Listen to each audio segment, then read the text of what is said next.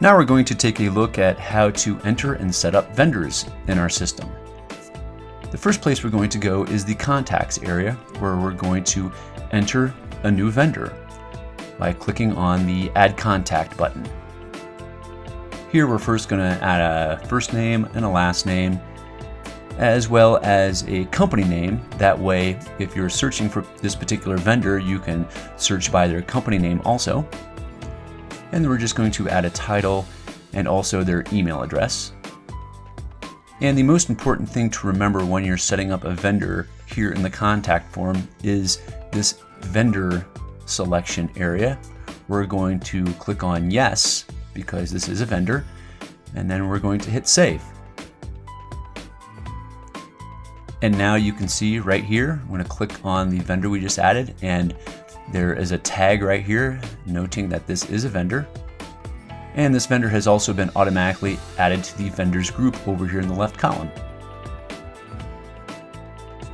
You can also easily tag existing contacts as vendors simply by clicking on the checkbox next to that contact's name and then going over to the actions options and then clicking on the set remove vendor flag.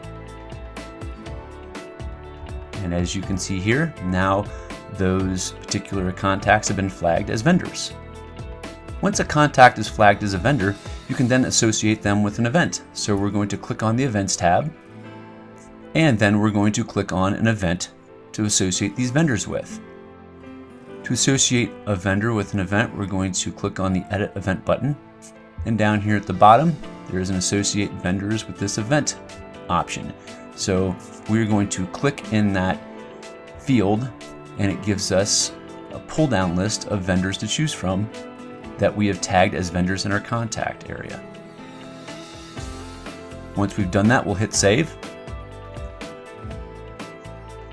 And now when we click on the Associated Vendors link to this event, you can now see the vendors we have added.